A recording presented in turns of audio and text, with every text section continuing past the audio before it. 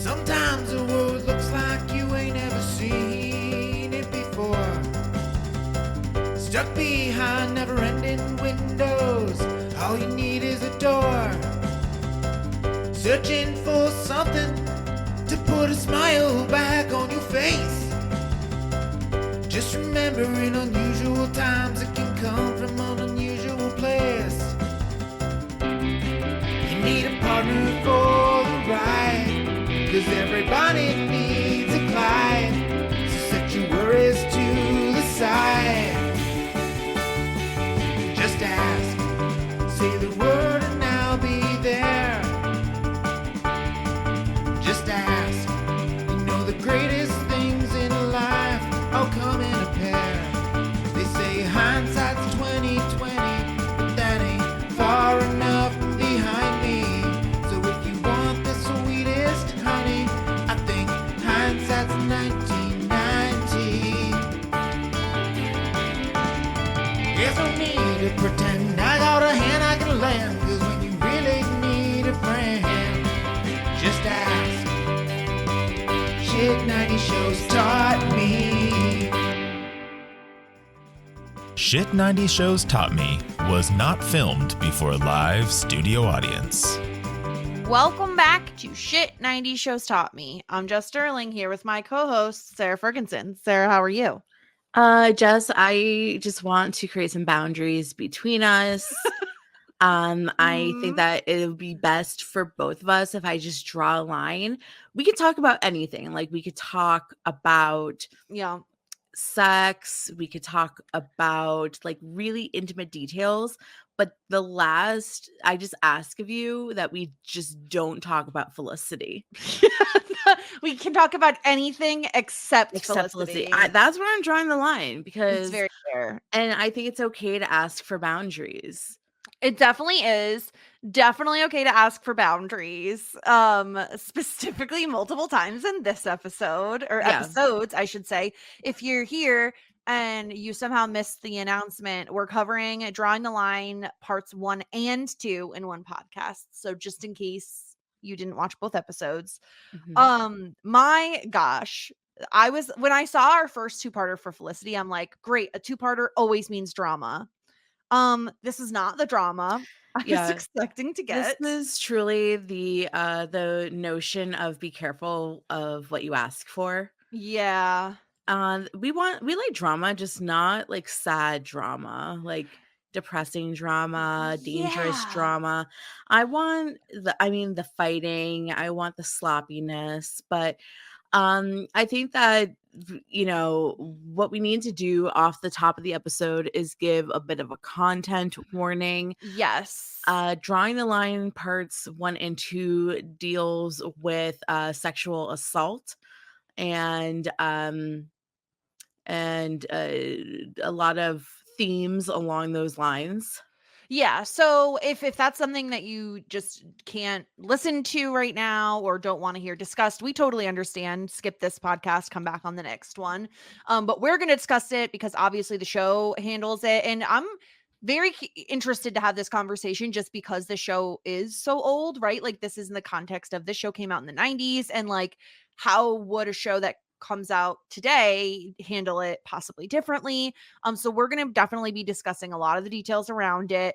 But we did want to throw out a hotline. It's also going to be in our show notes if you want to, if someone or you needs to give this number a call. It's 1-800-656-4673.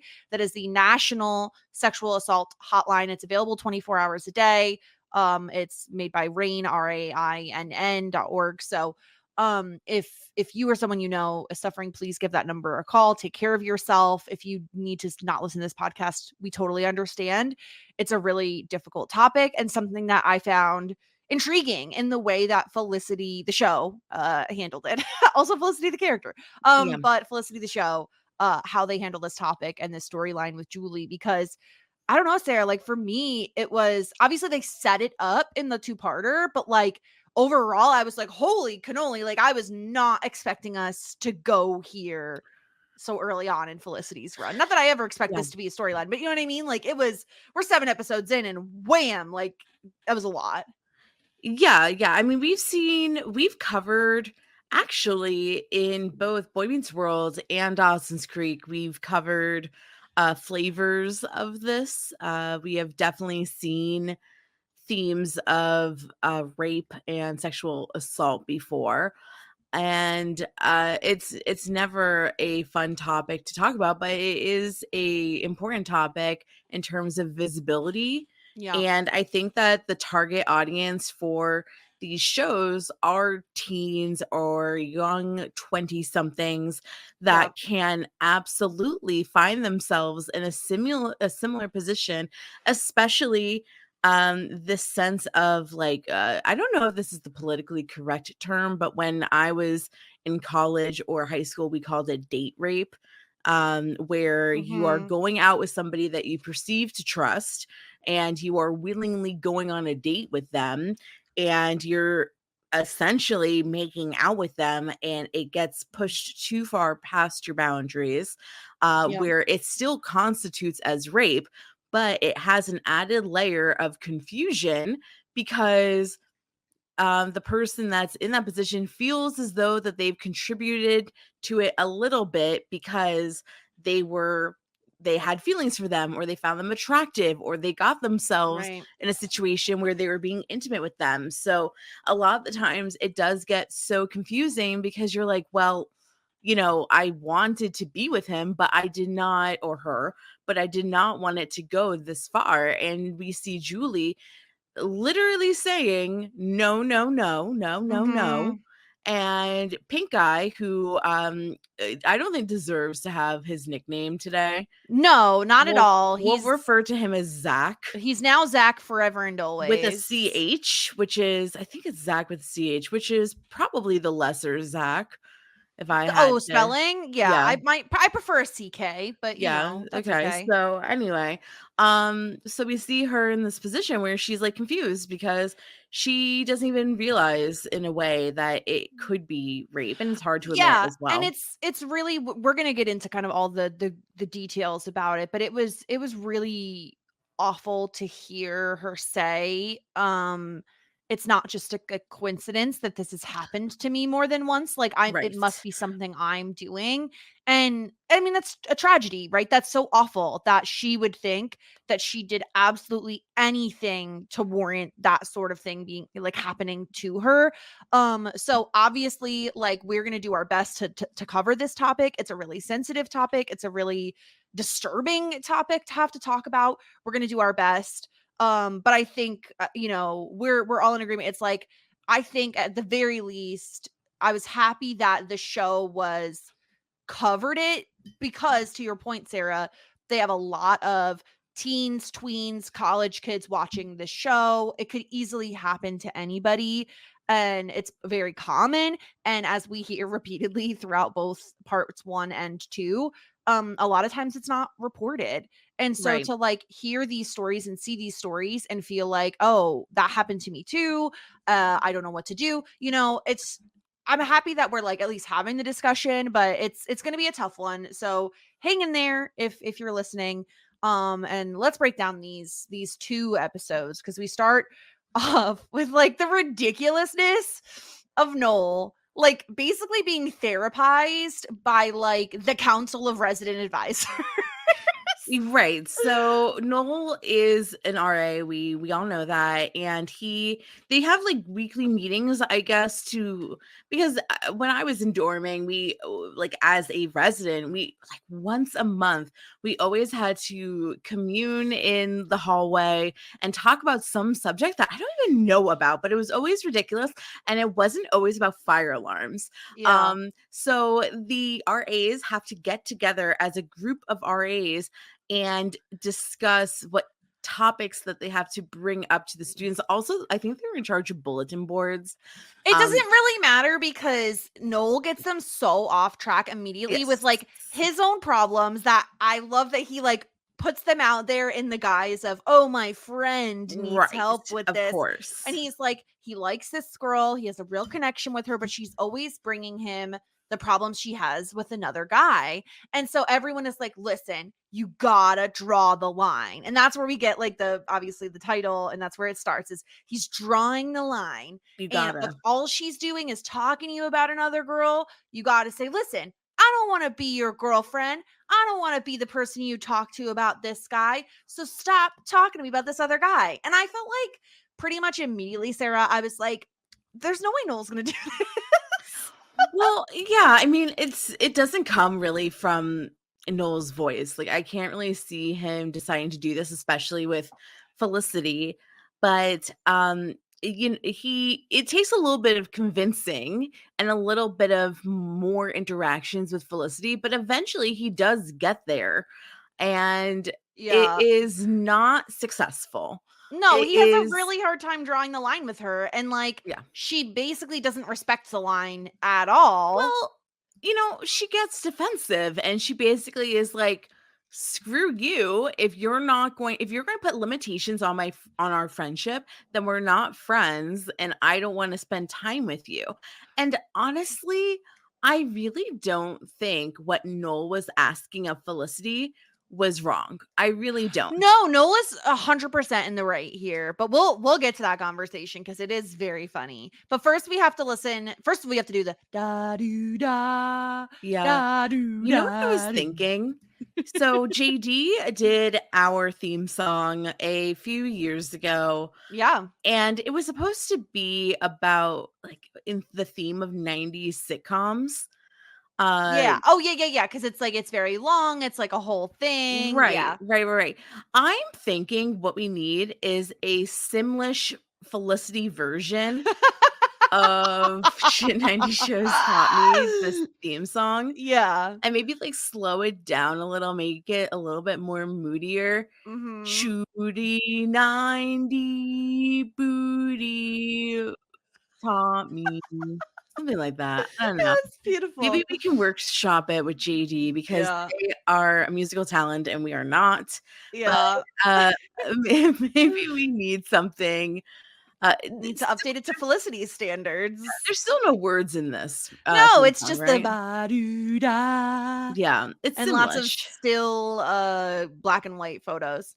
But Yeah. yeah, so of course we always get, we have Felicity like talking to Sally, and she's talking about how she is a Badinsky, which is a person who butts in. She's a meddler, she's a troublemaker, and she's like, Italian word. I don't know. It sounds Russian. Okay. It's like Badinsky. A Badinsky. If you say anything like that, it sounds Italian. No. Is it a real word? Did you Google it? Yeah, of course it's a real word. It is a noun, a person who is constantly butting in or meddling in the affairs of other people. I would say that maybe I'm Here we go. a baby. Etymology. Slavic surnames. Okay, so Slavic.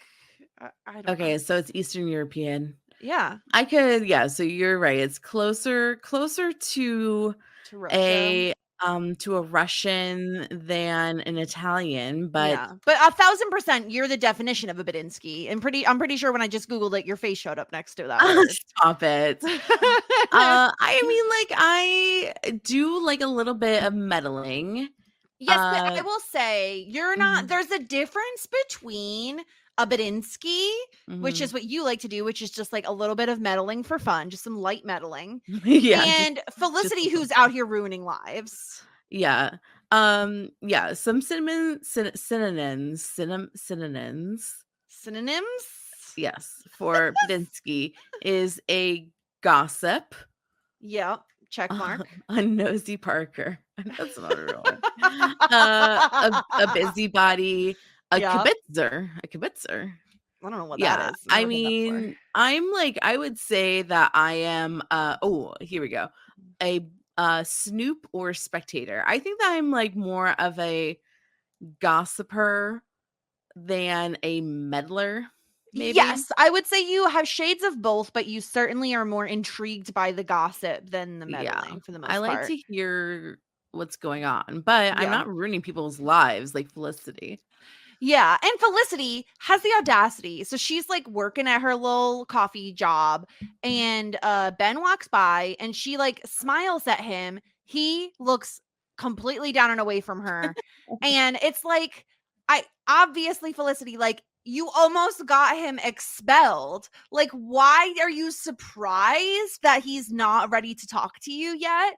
This makes absolutely no sense that she's just like, I don't understand. Like, I know he's mad and he's never going to forgive me. It's like, yeah, girl, like what you did was terrible on top of all the other crap you've done in the past. Yeah, I'm not gonna lie. I think it's about time Ben creates a restraining order. I think it's time. We'll talk about it because that was my exact thought. I'm like, enough. Enough is enough. Leave him alone. And we also get way more from Elena this episode than we ever have from her in terms of like her backstory. She's like on Yeah. the phone with financial aid, basically trying to figure something out.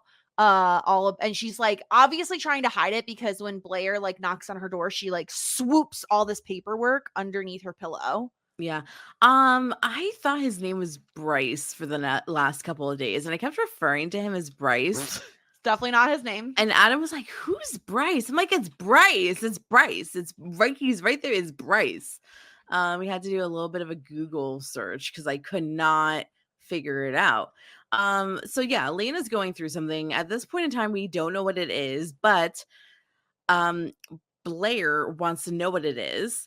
And Blair brings her over like a record player. He's Yeah. like very kind. At the same time, Elena's like on hold on the phone, and I would just be like, "Get out! Like I'm busy. Like, can we do this later?" He is bringing her a gift that he bought with his Yes. money, and Yeah. you're trying to kick him out. That is so disrespectful. Well, she has a little bit of something going on, and I feel like it's very obvious that she's a little preoccupied at the moment. She's You a little know? grumpy. Yeah. Well, I mean, I would be too if I was about to be kicked out of college. Very true. So Blair is at a loss. He doesn't know what to do. He keeps getting pushed away from Elena, but he knows that Elena likes him. He knows that he likes Elena. So what's there to do but get relationship advice from the worst person that you can ever give relationship advice from?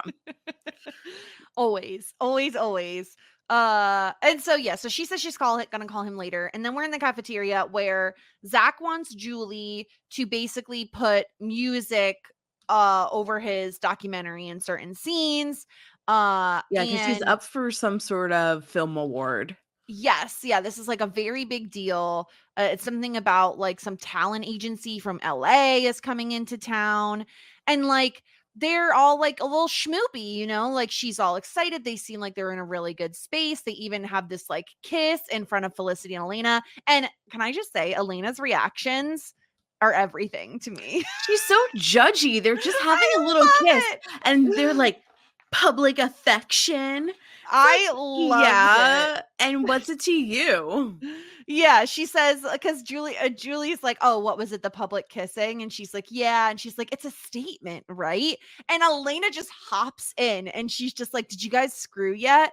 And I love Felicity being like, "Elena," and then immediately goes to Julie, and she's like that all the time. Yeah, I do like that Felicity is having this friend in Elena. Like, I know it's still a little it's not like a perfect friendship quite yet. It's not like it's not like you and me when we first met. But I am Yeah. enjoying the fact that they are vibing because I don't know. I like, with all due respect, like Julie and Felicity just seem toxic for each other.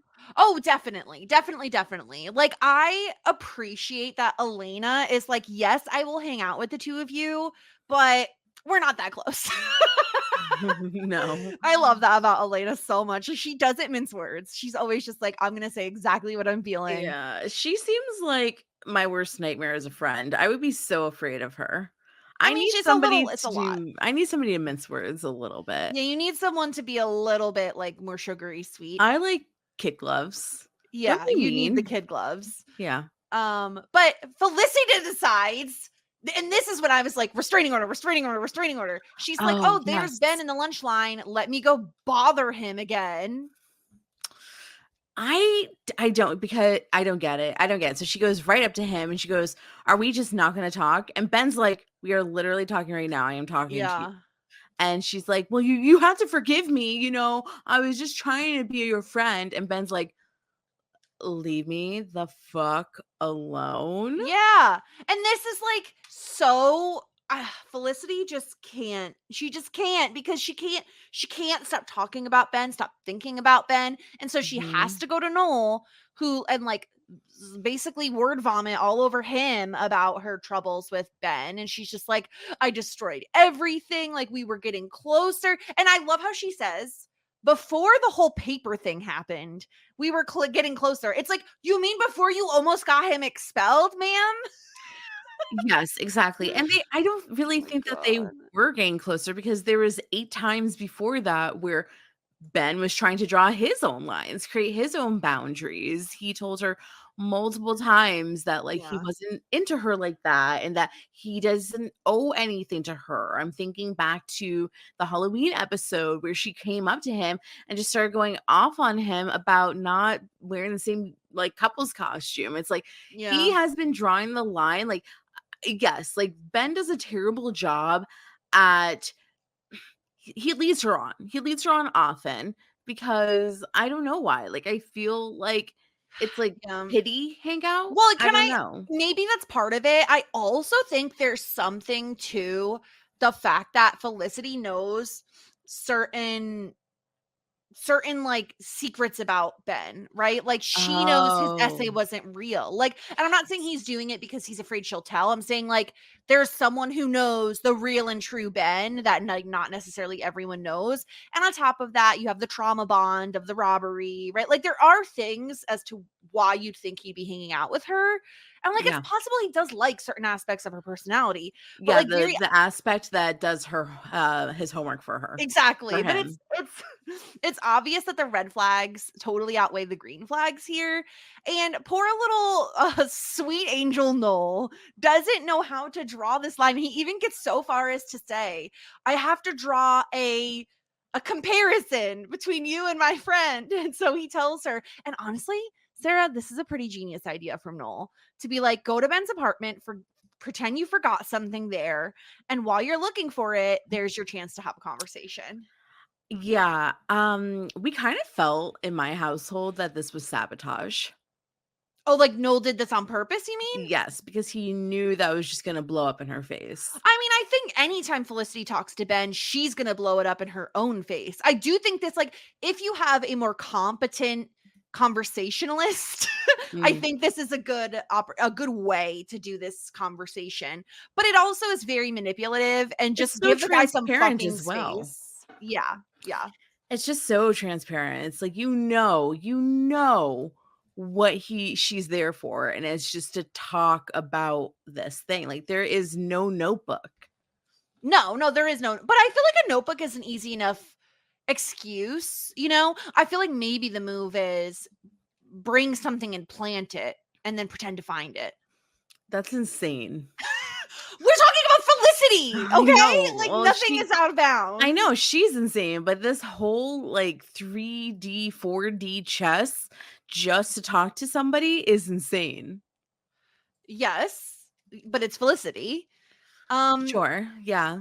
so then we're back in Felicity's room and this is where we get into what is possibly the biggest mystery on the show Felicity at Hmm. this moment. Which is. What's in the box? Oh yeah. I mean, I'm very curious. So Megan has this box and it's like covered in stickers. I'm trying to see. I guess it's like it's bigger than a shoebox. Yeah, I But would say it's a keepsake box. sure. Everyone knows what the size of a keepsake box is. Yeah, bigger than a shoebox, right? Bigger than a shoebox. And she immediately is like, Felicity, did you touch my fucking box? Like, did you touch my box? And Felicity's like, I've never seen that box in my entire life. I kind of feel like Felicity touched the box. She might have. The thing is, okay, so I feel like we need to make predictions as to what's in the box Okay. because the thing is, originally I was thinking, okay, she has a pet in there. Like, what if there's like a pet Oh, turtle? like But I'm like, like she's the shaking hamster. it like a lot. Oh, uh, So I thought maybe it's not a pet. But okay, here's what I think it is. Are you ready for my prediction of what it is? of course I'm ready. I feel like the only reason Megan would get so upset is if it was something that was very embarrassing to her. My guess is that Megan has something from her childhood that she Mm, couldn't leave home without, but it's very embarrassing. As an mhm. example, like a collection of Polly Pockets, Oh, a collection of My Little Ponies. oh, Like, I am saying it is some version of a girly girl, a very like traditionally female, girly type of toy from her yeah. childhood. In that flavor, like I would throw out kind of like God, what are those things? Like a blankie type of thing that's like just like a ripped up old Oh, a blankie. receiving blanket? Yeah, Yeah. that or like some people have like their old bunnies or stuffed animals. Okay. I kind of feel like there's nothing in the box. So she just is really obsessed with this box, but there's nothing in I it. think that she's just fucking around with people. Okay. All right. So, okay. All right. So I'm saying there's something in the box. You're saying there's nothing Yeah. in the box. Now I know you have to let everyone in on the competition that is happening in your household as Yes. to if we will get a reveal of what's in the box. Right. So Adam and I watched this show together. I think that he's like one episode away from just quitting everything, but we'll see. Yeah. But okay, so we made a bet that if we will see the what's inside the box or not. So I was like, yeah, we're gonna see what's in the box. And Adam is like, this is a JJ Abrams show. We Mhm. will never see what's in that box. So if I win the bet, if we get to see what's in the box, I get to buy a new purse. If Mhm. we do not get to see what's in the box, then Adam gets a new computer monitor, which he has been wanting for a while now. So the competition is set. What I kind of am purse are you looking to get? Do you have one picked out already, or is this more of a like redeem later sort of coupon I mean, situation? I do have a purse I have in mind. It really depends on our like Adam's budget on the monitor. Like, is this like a $300 monitor that he It's like wants? he sent me a link. It Oh, is he sent a link? A Samsung 34-inch Viewfinity Thunderbolt monitor. It's one of those monitors that's like so wide. It is Mm. currently on sale at Best Buy for $399. Okay, so then that is a $399 purse that I get to There have you go. potentially. So it wasn't like you were like, I have this purse in mind. It's more of a I will redeem at a different time. Right, yeah, like, if he has, like, a monitor that's $40, then I'll find, like, a purse for $40, but if he's Got like, it. "I didn't realize that we were doing, like, a $400 This is a monitor." very expensive monitor. Alright, bet, then, like, There you I mean, go. then You're in for a treat. you know what's really it's kind of interesting, but I've been really looking and hoping for a Coach purse, which is so ironic because they used to be, like, mom's purse, you know what I mean? Like, they used to Mhm. be not very trendy, but they came back into fashion, and now I kinda just think that Coach purses are timeless, and Okay. in that, they're in that flavor, so or not Yeah. flavor, they're in that price range, so I can definitely find a purse. I'll even do you one better, Adam. I'll do one for $350. Whoa, saving $40. Look at See, you. not including tax and shipping, so maybe it will Oh, be. yeah, it'll probably be the same Yeah, amount. but I have one picked out right now that I like for I wanna see a 350. picture of it. Let me see. Okay, yeah. Also, can I tell you I got a new purse for Christmas? Okay, what kind of purse? I Because based you're on I think everyone knows based on the sound of Sarah's voice, but she made a face like Belle had just farted in her face. Like, it was, like, disgusting, I'm but I would get a new sorry. I'm purse. sorry. I just know you and you don't wear purses. Nope, I have a So, backpack purse. okay, I that's what need I thought. hands-free at all times, people, okay? What Uh-huh. if there's an attack? Okay. I want a tabby shoulder bag. I don't know what that means, but I'm okay. sending you a picture. Okay. And oh wait, should I put it in the group chat if he's sending You monitors? do whatever your heart Oh, desires. he found oh no, he's getting an oil change. Okay, sorry. I thought that he found a coupon. I was like, he found a coupon for No, 50% off. He's getting an oil change. Okay. Oh. Yeah. Oh, these are very early aughts. Well, they're very classic. Now, I could actually like this one's the one I think that I super want. And but it's multifaceted. It could be over the shoulder or it could be a crossbody. Of course, yeah. This is I think I really want this one, but that one's more expensive. It's $50 over the budge. What color would you get? Black. Okay, so a traditional black Coach purse. Pebble leather. Yep. It's very important. Is it real leather? Of course it's real leather. I mean, no, it's not. Okay. Yeah, just tell everyone it's not. We support animals here. Anyway, so then so we don't know what's in the box yet. We don't know if we'll ever find out what's in the box, but I hope we do. And this I should put this in our updated predictions. Okay, so let me pop into the Felicity do you think channel. that are you on my side or on Adam's side? Do you think we're gonna find out what's in the box? I would say this. I don't know yet, but my guess, if we see the box again, yes, we will find out. If we never see the box again, no, we won't. You know what I mean? I feel like if they're going to put it in more than one episode, we'll find out. We'll find out.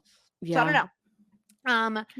So then we go back to the RA's like little hangout, and they're talking about like graffiti, and the singular version is graffito, and literally no one cares about any of this. No. But yeah, of course, Noel brings it back around to himself again, and they're like, "No, you have to draw the line." Do it. I'm glad that they're trying to like whip him into shape, and then they're trying to push him so hard, and there's only so much that you can do, to be honest. Yeah, with your friends, but freaking Noel's a mess, and he's still saying that this is like a friend of his, blah blah blah. I love that they don't reveal to the very end that like they all know it's him. It's very satisfying to know the entire time that they knew it was him. So Felicity goes over to Ben and Sean's apartment, and Sean is there. We're going to talk about him a decent bit because he's like, again, we knew this was going to come back, but like he has this notebook. It's his ideas notebook, and he's like all about it. He has multiple ideas we get to hear about in these 2 episodes that are absolutely crazy. But Ben comes out. Also, can I just say, I don't know. I feel like it's just this episode now. Ben has like a 5 o'clock shadow now. Okay, well, he has a goatee, and this is why Noel started growing his goatee, which I think is psychotic, but also it's so funny though. It's very, so very spot funny. On. Very, very funny. So Ben has this goatee, and like Felicity calls it out to Noel right away. Like, you can't wear that. Yeah, like, stop. You can't have that. Don't do that. Yeah, and so meanwhile, Sean tells Felicity he's working on an idea called the Quartermaster. It's like quarters, but it's a board game. So that's what he's working on. Which we'll talk about later because he does like a mock-up of it. But Felicity is like looking, quote unquote, looking for this notebook as she's talking to Ben, and she's like, you know what? It's like when you first get to college, it's very much like a shock to the system, and you're just like adjusting to things. And you know what? I feel like I can't believe that I like rewrote your paper. And I feel like I've really grown up in the last week. In the last week. She's lost her mind. This is why I hate it when people are like, I've changed. It's like, have you gone through years of therapy? Because if not, you haven't changed. You fucking idiot. How would you have changed in a single week without like basically any time to reflect on what you did? And she's like, so are you just gonna be like mad at me forever? Yes. It's like, I can't. I really can't with her. Lock her out for real. God, it's serious. She's the worst. She's the worst. And of course, what does she do immediately after this situation with Ben? She goes to see fucking Noel, who's working on his web page. Ooh. Now, what is this web page for? NoelCrane.com. And she says, why do you have one? And he says, why does anybody have one? I have too much free time and not enough friends. Okay. I mean, I don't have SaraFergenson.com on the docket, but maybe I should. See NoelCrane.com. Is it anything? Is it K? No. It says Adobe Flash Player is no longer supported. Rough. He did Devastating. not pay his GoDaddy account. Yeah. It ran out. My question is, why does anybody need a website, like a personal website? I don't know. Like, I feel like I guess if you had like what were those old like live journals or whatever the heck? Like if that's where you recorded your thoughts. Oh God, I did have that. Yeah. So that's a reason for one. Oh man. I really wish I could get back some of that stuff because I bet it would be so embarrassing. I'm sure it would be. My life is over. I imagine almost every single journal entry says that. Yeah. It wasn't LiveJournal. It was Xanga. Xanga. Okay. Xanga with the X. Xanga. Oh my gosh. Gosh. Yeah, it was really embarrassing. So right, this is where Noel finally draws the line. He says, it may seem weird and selfish, but I don't want to be the guy that you like talk to about the other guy. And Felicity says, really? And he says, yeah, it like really bugs me. And Felicity's like, oh, so I can't talk about Ben. And he's like, yeah, you could talk about anything else. Yeah, anything else. And Felicity basically immediately leaves and she's like, I don't want to cross the line. And it's like, okay, Felicity, like you got to respect Noel's wishes. If he has a crush on you and he doesn't want to listen to you constantly talking about another guy, you have to respect that. Go talk about Ben to somebody else. Talking to a reporter all day, freaking. But Felicity. The thing is that she's running out of people to talk about Ben to. Like, then stop talking about him. She tries Julie. Julie's unavailable. She tries Elena. Elena has actual problems going on, but she just pushes everybody away.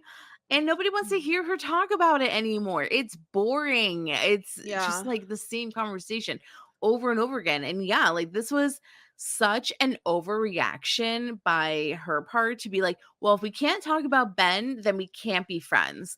And that must feel like fucking shit. Yeah, exactly. Because it goes to show that she truly doesn't give a fuck who she's even having this conversation with. She's not receiving anything from any of these conversations. She's only literally having verbal diarrhea about Ben to everybody that she's talking to. And so point, like she just wants to hear herself talk. Exactly. So she leaves Ben. She tries to go to Julie. Julie has plans with Zach and she's like, oh, I'm so jealous of you and Zach. You guys like each other so much. It's like, Felicity, if you were just a normal human being who didn't like immediately stalk everyone you liked, then it probably would be fine. But you too can have a boyfriend that actually in real life sucks.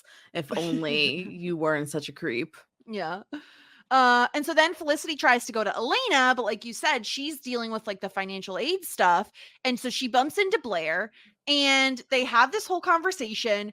And oh my gosh, so tricksy, where Blair is basically like, hey, oh, you work in the admissions office. Maybe you can sneak a peek at Elena's file. Maybe. Now, did any part of you feel as though, oh, the perfect couple is Blair and Felicity? Because then they could be creepy stalker obsessed with each other. No, because I don't wish that on Blair. Sure. Okay. So Felicity at first is like, no, I can't do that. It's really messy. I don't want to get in trouble. She doesn't want to be a Badinsky. Don't want to be a Badinsky. But he very easily convinces her because he's like, if you don't do something, she's going to leave. And Felicity's like, wait a minute. Elena is one of my only two friends in this school. And she's one of the only people that actually engages in conversation with me. Yeah. So Yeah. I She's my need third to favorite person. maybe Fourth. fourth. So Fourth. It maybe goes Ben, Noel, Julie, then Elena. correct. Yeah. So maybe I need to Badinsky at this moment. Yeah. And so she goes to work and then steals files. Yeah. She Badinsky's. But first, Badinsky first. Ugh. She is sleeping in her room. There's like thunder happening. There's rain pouring. She's sleeping. Then she hears this noise. And she wakes up. And Megan is just staring at her while holding this box, looking like, oh my God, she has like bright red lipstick on, blue, glittery, iridescent eyeshadow that covers Ooh. her entire eye and even goes down her cheek. And she has her hair in the teeniest, tiniest little antenna-like pigtails on top of her. At least she's trying, right? I love this so much. She's in this like red leather jacket and she's just like, you looked in my box, didn't you? And Felicity's like, I didn't look at your box. Well, she said that you moved my box. You moved it. She's like, I did not move your box. I did not touch Did you your hold box. it? Did you shake it? No, none of the above. I did nothing. I did Yeah. nothing with your box. I don't know your box. I don't like your box. I don't want to see your box. But she is bothered. So Yeah, Megan's gonna buy a fingerprint kit. good for you, Megan. Go freaking be a detective. You'll see that my fingers are not on your stupid box. I love this. I also don't know why she doesn't like hide it or something, but She so does. She desperate did. to. And I just think that she's fucking with Felicity. I really do. That would be really funny if she was. Without So a yeah, so doubt. Megan leaves. And this is when Felicity, like, again, knows zero boundaries in her entire life. She barges into Noel's room in the middle of the night. Noel is sleeping, and she's just like, this line is so unfair that you've drawn. Like, this is so, so, so unfair. It's a conditional friendship. And I'm like, it sounds like he needs to set further boundaries with you, Felicity. So maybe a lock on his door so you don't just barge into his room. A lock on the door seems perfect, actually. Yeah. I would be terrified. Like at this point in time, I feel like Felicity is about to murder me if she was standing Yes! over me like this.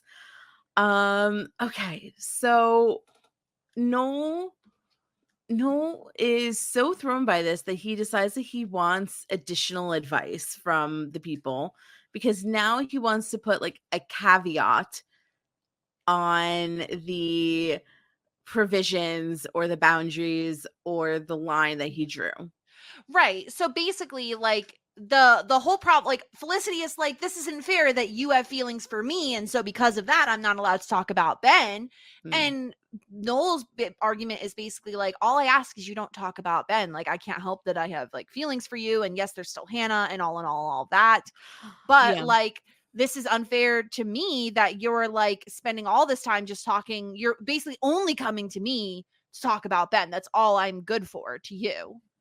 Which is fair. It's very fair. I mean, I really do think that Noel is making a lot of sense here. And I Yeah. think that he is just asking her to please just stop talking about it. He doesn't want to be that guy that like she goes to every single time. Like he doesn't want to be, and this is something that I totally can respect and appreciate. And I feel bad because like I think that a lot of women have done this with their male friends. Like I don't know. Well, I honestly think it could happen in any friendship for any reason, not Yeah. just men, not just relationships. Like, you can have a person, I feel like, especially if it's like a coworker or something, where your sole relationship with them is like, you go to them when you're having a bad day or you want to bitch about something, you want to gripe about something. And so often, like in this situation, do we ever see Felicity go to Noel and be like, hey, Noel, how's your day going? No, she barges into his room to talk about Ben. And that's all she ever wants to do. And it's very one-sided and unfair to Noel that that's all she's using him. That's all she's doing is using him. Absolutely. He really. And it's like, it's not a friendship anymore. It's like she's using him as a free therapist. Exactly. Go get therapy, Felicity, please. Yeah. I mean, but once again, it's such a college thing to do. I was like my friend's therapist in college all the time and vice versa. But it just, It just is. So Yeah. I feel really bad for Noel in these situations because like he does have feelings for her, but he also wants to be her friend. He doesn't want to cut her out of the life, but he wants to set Yeah. these boundaries because it literally hurts him. And I think it's like a totally fair, even if he didn't have feelings for her, I feel like it is such a fair ask anyway, you know? So then we're back at Ben's apartment where him and his roommates are playing like, or excuse me, it's him and Blair and Sean are playing this like new quarters game he's created that seems to have like very complicated rules that no one really understands. Yes, but I think that like Adam would play that game. He likes it. So I think that this is a good invention. Oh, so this is one of his. I mean, I definitely think it's better than the marzipan boxers. Right, unless it's like we said, like a whole A line of confectionery. exactly. Yeah, so Like this custom. is maybe the game's a little bit complicated, but every single game that you play has a learning curve. Yeah, exactly. And maybe this is like because quarters is generally a drinking game. So maybe it's a drinking game, although you want it to be less complicated, I guess. But then they start, of course, the subject of Felicity comes up. And so Blair says, like, listen, she might be trouble, but she has a good heart, and I like her. I think she's good. And it's like, Blair, you don't understand. If Ben told you the whole story, you probably wouldn't think that. That's true. Or he would defend her in any which way because he seems like one of those men that are like, I would do anything for love, you know? Like the Blair? Meatloaf song. Yeah. Yeah. I mean, he's like fallen for Elena seemingly very quickly. So Right. And he would do anything for her. And he asked Felicity to go into the files. So, like, maybe he would hear everything that she did and be like, yeah, I get it. yeah. Yeah. No, I guess so. And then at another resident advisor hangout, Noel ruins everything. And the reason is there was talk of, oh, I think one of my advisees is running a sex line from her room. When I walk by, she's like moaning and all this other stuff. He interrupts that really interesting gossipy conversation For some more of his talk about the bullshit. line. Yeah, let's circle back to the sex worker hotline. I'm really am interested in what's going on in that. Same. But instead we he's don't get like, to know. We don't get anything "Oh, good, you know? no, he's just like, oh, I need to redraw the line. And they're like, oh, but you can't do that because then you're going to risk her drawing her own line. So you have to stick to the first line. And again, it's more funny now on a rewatch because we know they know it's him, and they're Yeah. like, they call him like a boner and an idiot. Well, he calls himself an idiot. He's Yeah. like, so I mean, this is really interesting to me because I'm just like, okay, so if you redraw the line, then how did they know that she was going to draw her own line? I don't know. I think this all felt like the show wanted it to be a thing that we all understood. Like it was like oh, this is just how relationships work. If you draw the line and then you try to redraw the line, she's going to draw her own line. I was very confused by this as well. I didn't quite get it. I didn't really understand how him redrawing the line then has her draw a line. But the show seemingly has its own mentality about all of this. Right. I guess like she gets like agitated enough that like, oh, you are going to circle back and then make more amendments, then like fuck you, like I'm going to push back because it's like she was already agitated, so if you bring it up again, then she's going to push back. But he does not listen to the advice of anybody but himself, it seems. I mean, shades of Felicity, right? Yes. Just doesn't listen to advice.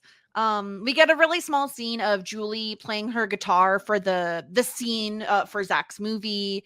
Boring. And no offense. No, it's fine. It's whatever. This is like, again, a setup for what we're going to get later where like they start kissing. He's like touching her chest. Then he's like trying to go up her shirt. She keeps telling him like, stop, let's slow down. So right here, I was already getting like, this is not great. I feel like this is setting something up for later. If this is as far as it went, he learned, great. He listens, but no, that is not the case. No, he's very aggressively kissing her. Like, Right, yeah, and, like, the first feel was above the shirt, the second was under the shirt. It's like, And after she already said, "Let's go no, slower." That does yeah, not mean let's move up the shirt. That doesn't mean move your hand slightly slower. It means like right, slow down. right. So, we're definitely in the danger zone, and seeing that scene, I agree, it was pretty evident where this was heading. Hmm. Um, so then, yeah, Felicity has now read Elena's file and she goes to talk to Blair. And Elena is trying to say to Blair, like, oh, I owe you an explanation. And we find out that she says her dad's been traveling. He never paid the tuition bill. And now he's having second thoughts about where he wants her to go to school.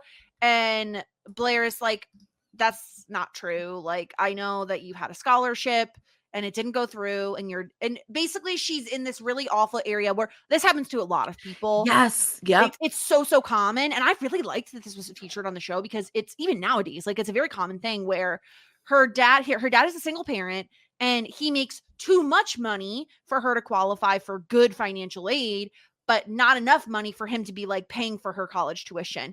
And this is, I mean, Sarah, you might be able to speak on this a little bit more. I feel like we've had like conversations around this in the past where like because they use your parents' income to uh-huh, determine your financial aid, even if you're not even associated with them, like you could not even be in contact with them and they're still using it because they're yes, assuming your parents are going to be helping with paying for yeah. your college. It's all based off of your parents' income. And so if your parents are rich, but they don't give you any of that money, you're basically shit out of luck.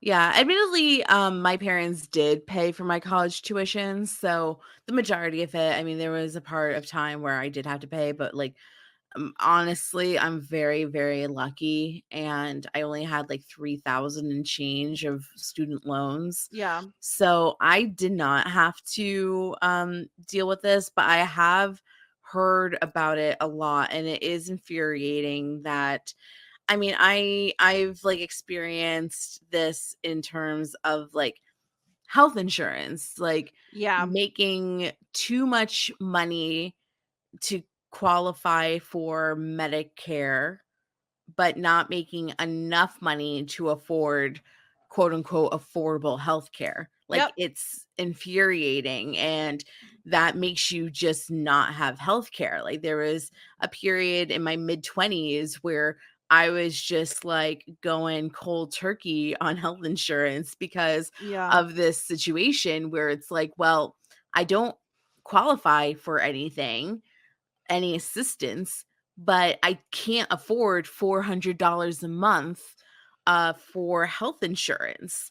Yeah. And it was definitely infuriating to be in this like middle ground of somebody else somewhere that you don't even know telling you what you can and cannot do based Yeah. on factors that you cannot control. Yeah, the most annoying factor is that like it has no bearing what your relationship with your parents or if they're helping you. It just like basically they assume all parents are helping, which certainly is not the case. And No. especially for Blair, like they just don't have the money's not there.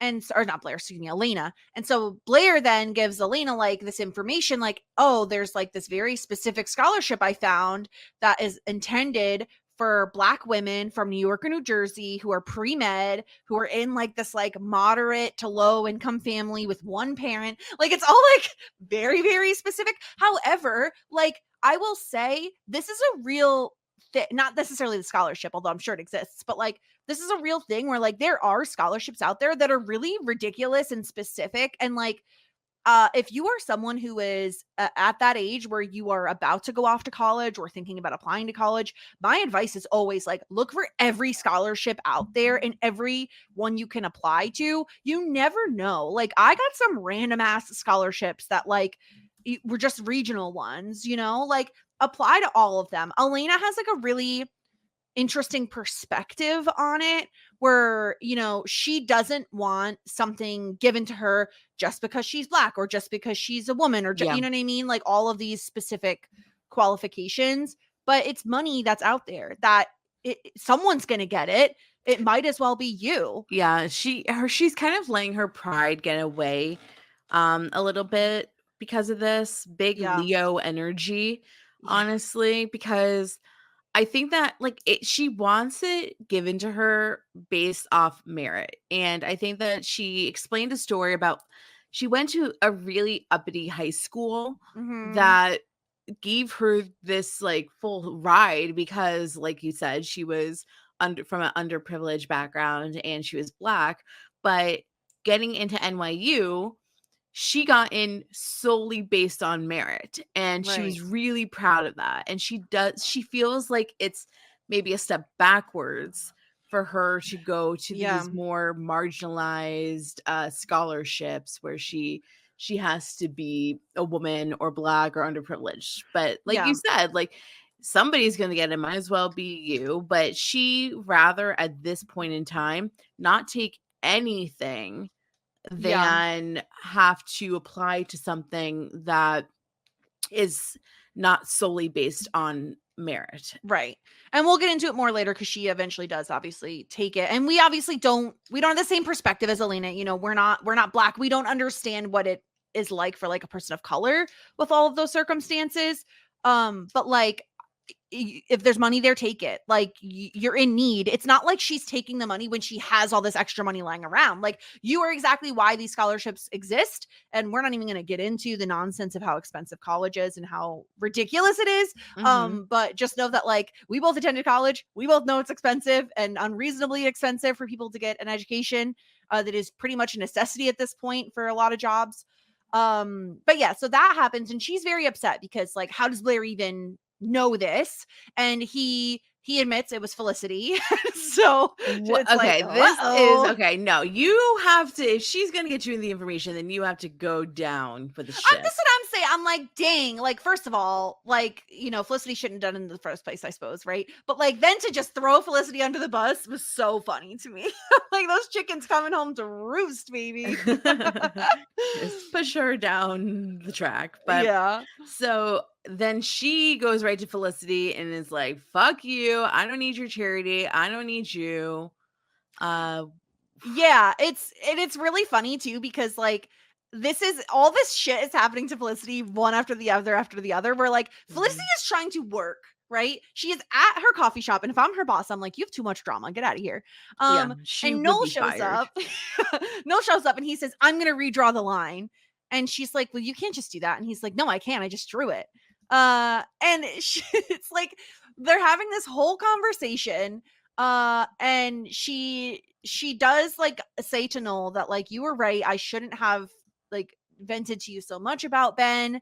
And he says, you no, let me just he very much doesn't want to lose her, right? Like it feels very desperate of him to be like, you can talk to me about Ben, that's actually fine, but just don't talk to me about sex. Sure, I guess, but I kind of just feel like I don't know. I think that he, um, I don't know, he took away some of his own steam, in he my he took opinion. away his own power by redrawing the line. Well, He shouldn't have done that. but also it's like, I can get behind the fact that like you don't want to be used as a therapist, but now it's making it sound like the real reason is because you have feelings for her. Exactly. I feel like his argument was stronger before he redrew the line. And of course, as predicted by the RA group, when he redraws the line, now she says, now I'm going to draw the line. And we're all like, what the fuck line are you talking about? And so as she's trying to establish where her line is, Elena busts in and she says, you had no right to read my record. Like this isn't about you. Like this is none of your business. Why were you even looking at it? And as she kind of reveals what you were saying before, that like she was paid to go to this like Ivy League or like this fancier high school Mhm. and based on merit, and she said it's a promise that she made herself, that she's like she worked for it, she's not a cliche, she doesn't want handouts, and she stomps away. Lots of stomping away. Mm-hmm. Everyone's got a problem. Yeah, and it's all around Felicity. To be fair. Oh my God, Felicity, I really can't. It's just like she brought this on herself, right? And of course, back to the RA group where it's like, okay, so the guy redrew the line and everyone's like, he can't do that. Well, he did. He did. Yeah. Oh my Mhm. God. And I think, is this the point where they are just like, enough with this? Like, Yeah, they we say we know are. it's you because they ask, well, did you tell her that you like her? And he's like, wait a minute. You know that it's me? And they're all like, yeah, of course, Duh. obviously. Yeah. So basically, the jig is up. Yeah, they all And know it's him, and they're like, because they're all saying like, it doesn't sound like a crush. It sounds like he has like real feelings for this girl. mhm. Uh, Yeah. so yeah, it says like that's all you could do is be a good friend, and if it's gonna be Oh, anything more than that, it'll just happen. that's true. You got to wait it out. Sometimes it Yeah, does work. It does sometimes, very rarely work, where the person who is the friend that has the feelings, eventually the other person comes around. It does work, but I think it's but like you have a to move on with your life at the same point in yes. time. Like you Yep. can't just sit there waiting for it to happen No, you got to because go on other dates. You got to, yeah. but like you do, like, yeah, like being their friend is like your best bet. Yeah. And if you can't handle it, then like it's totally fine to be like, I'm sorry, like this, I can't do this, you Yep. know? Yeah. Remove yourself from the situation. Yeah. We get a short scene of Zach and Julie as like they're getting back to her dorm room. They seem a little drunk and they go into her room and the door closes on them kissing. So we'll come back to that. But we get this like very sweet conversation between Elena and Noel. And I have to admit, I love their little friendship. Like I don't want anything Yes. more. I don't want them to be No. romantic at all. I like Mm-mm. them as like a really interesting. She's very snarky and like straightforward and he's like very sensitive and beats around the bush more. I think it's like a very fun dynamic. It is a very fun dynamic, and I really like getting to know Noel more as well. And Yes. he's able to relate to her. He admits, like, look, you said that, Felicity and all of her friends are rich and they can't understand. Well, I'm here because I, I worked my ass off. Like I tried to do financial aid. I only got like $1,000. I tried to do grants. I only got $3,000. Like I put Mhm. out like 32 things, like whatever. And ultimately I'm here because of like I took out a loan and I'm going to have to like work it off until like 30 years old. No, it's going to be longer than that. I'm sorry, Yeah, bud. so sorry to break that I'm news to sorry. you. I'm really sorry. But he's like, Mhm. and he's like an RA. So like that's It why makes a he's lot of essentially an sense. RA. Yeah, it makes a lot of sense. He says, like, he got a lot of different scholarships that he had to apply for separately. No one cares, like, how anybody is paying for school as long That's as you're true. here. That's And he true. says, like, I'm not going to pretend I've been through the same things, but if there were a scholarship for white Irish Catholic kids with preppy clothes and web pages, I'd grab it, of course. Yeah. And I like this. Like, I like his advice to her, which is like, take what you can get to stay here because you got into this school and a lot of people didn't. And don't give that up for like your pride. You know what I mean? Like Yeah, it's that's the merit. Yeah, like yeah. the merit is that the acceptance rate is only a percentage and you're in that percentage. Yeah. And because not only of the factors that you've earned, but the reasons of like who you are. Yeah. And it feels like this is definitely what breaks through to Elena because she has like this cute little moment where she's like listening to the record that Blair got her, like kind of contemplating all of this. And it does seem like it's kind of her conversation with Noel that gets through to her to kind of be like, okay, enough is enough. Like I will go for the scholarships I can get to further my education. And the good news about scholarships and grants Yeah. versus financial aid is you're not paying that money back, generally speaking, Right. versus financial aid you're paying back with interest and all of that. So it certainly is like a viable route if to afford college. Yep.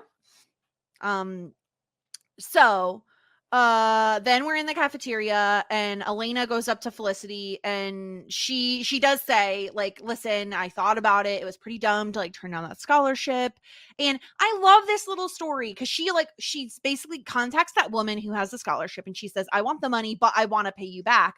And the woman was like, no, that's not going to happen. However, let's make a deal. If you become a doctor down the line, you create a scholarship fund to pay it forward. And I loved that. I loved it too. It was really, really awesome. I think that I just think it's really, really nice, and paying it forward is very, very kind. And I really liked that. And I'm I thought happy it for was very Elena as sweet. well. Me too. And I like that she's still doing things on her own terms, right? Like she's still finding a way to make herself comfortable with the situation. And to think that like she could then do this for another girl down the line, another girl who maybe comes from a low to moderate income household, who's Black and female and all of these other things, right? Like to think that she could pay it forward for possibly another girl in a similar situation in the future. It's like, it's so much bigger than just her, and it allows her to take that money without the guilt associated with it, or anything else. Yeah. And so on and so forth, right? Like it could Yep. be a and then eventually it could become like a national Exactly. grant situation. Like it can really grow. So Yeah. And Ben makes a mistake. Immediately I'm like, don't do it, Ben, don't do it. But he like reaches out to Felicity and he's like, hey, I heard what you did for Elena. That was a really cool thing to do. And I'm like, no, Ben, keep your distance. You shouldn't have talked to her. he can't stop. Oh, And never she's stop. like a beacon. Yeah. A shining light, I guess. Yeah. And now we're gonna get into the heavy stuff now. So if you've hung in with us this long and you're like cutting out at the very intense stuff, this would be your cue to leave, because this is where we're gonna get into some of the deeper conversations on what's going on. Where Felicity goes to see Julie because she wasn't in class today, and we walk in on Julie and she seems off. She's like folding her clothes. She's like harping on Felicity for like a sweater that Felicity borrowed, which I feel like Felicity should be emotionally intelligent enough to know that something is wrong and not to immediately be like, fine, then I want my Sarah McLachlan CD. But she's a joke. Seriously. She's such a joke. It's too much. But yeah, this is when Felicity notices that Julie has not even just taken her sheets off the bed, but she fully has thrown them in the garbage can. Yeah. And so Felicity is like very confused. She says, what's going on? And Julie says, we came back here last night. And Felicity asks if they slept together. And she says, he was pretty aggressive. He just fell asleep when he was finished. He just rolled over and fell asleep. And Felicity asks, like, didn't you want to have sex with him? And she says no. And she says, did you tell him that? And Julie just like nods. Mm-hmm. And we end the episode on the to be continued. So it's like very, and I'm trying to think, I have to assume that they air these back to back at the time. I'm gonna look it up. I'm not quite sure, but I wouldn't be, I think that they probably did not. They didn't. It was a week apart. Yeah. I feel as though that it was, yeah, like, I mean, I don't think that was like a shocking thing to discuss on this show, but it is. I mean, we're on episode, what, 6, 7? It's 7 early. and 8. It's yeah. really, really early in the series. And we get to really know Julie and get to go through this journey with her. And Felicity does a really good job of like stepping up and trying to be Julie's advocate when Julie couldn't be an advocate for herself. Like she continues to be a Badinsky, that's for sure. I think, we're gonna have to talk about that, because I do think, I agree with you. I do think Felicity does some really good things in this next episode. I also think she does some things that it's like a bit too far. Especially considering we, at this point, we don't know what kind of person Zach is. We know that he can't do his laundry, so we know he's incompetent. Yes. But my main concern is when Zach does find out and Julie is not aware that there's a chance of him finding out about all of this, he could have become more aggressive with her. You know what I mean? Like there could have been disastrous results. So I'm just saying, like, I have some not so great things to say about some of the stuff Felicity does, but I also think she does some really great stuff here. It's obviously like, it's very complicated, and she's in college and she doesn't know what she's doing, right? She's doing what she thinks is going to help, which maybe isn't always the case. Yeah. Um, Yeah. And I'm going to be like mostly on Felicity's side for all of this because I do think like, namely, like, I don't think going to the RA or a person in power is wrong. Like, I think that she nope. did the right thing there. Yeah, I do too. And that's where we start our next episode where Nolan's in the cafeteria talking about how he wants to get a goatee. Yeah. I Okay. wonder why. And Felicity approaches him and she says, I need to talk to you. Like something really serious like happened. And first of all, they're in the cafeteria and I'm like, oh my God, bring him to a room or something. Yeah. We need a private room. Yeah. But Yeah. And he says, or Felicity says Zach raped Julie, and Noel asks if she's okay. And she's like, physically, I think she's like, okay, but I don't know if she's going to do anything about it. What should she do? Like, you're an RA, like you're trained to deal with this, right?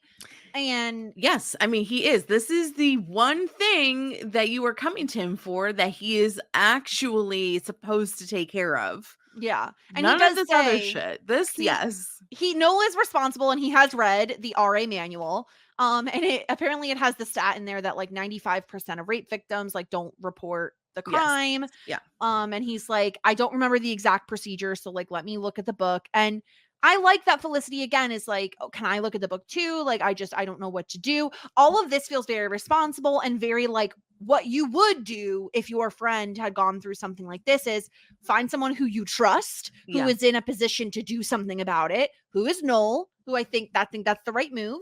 And go through like a procedure manual on like what exactly you should do. I'm like green check marks for these moves from Felicity here. Mm-hmm. Yeah. Yeah. It's like it's very hard. It's very sad. It's like because you can see Carrie Russell does a really great job, I think, of like, I mean, we bag on Felicity a lot, but Carrie Russell, I feel like, did a really good job in this episode of like looking like she is so scared and concerned for her friend in these moments, you know? Yeah, I thought that Amy Jo Johnson did a really great job acting as well. Yes. Is that her name? I hope so. I Amy don't know. Jo I just assumed. Johnson. It sounded right. I think it's right. Okay. And we get another Felicity recording because we have to. She's talking about how much she's grown to care about Julie like so quickly. And Felicity convinces Julie to go to the hospital. She says, like, I'm going with you. Like, I can even be in the exam room with you if you'd like. Again, all of these green check marks, like, absolutely something you should do at the very least is try to talk to your friend about going and seeing someone for your own like health safety in general. Yes, because I mean, sexual transmitted diseases are a point of contact, like actual infection, like if he forced himself upon you, like there's a lot of things to be concerned about physically. Also, they can do a rape kit that confirm that at least has that DNA in a database so that it can convict him in the future, because knowing him, like in most cases, like these people are like not the only victim of a rapist. So having somebody in a database like can essentially help other women going forward, but it's extremely uncomfortable in multiple ways. Certainly. And I think the other benefit beyond the health and safety side of things and like if you want to prosecute in the future or, you know, go forward in the future with trying to get him arrested or whatever, is going to adults who are equipped to handle this as well. Because Julie is sitting with a doctor that is asking her all of the questions associated with this, right? So like, can you tell me what happened? Like, does he also go to your college? Is he your boyfriend?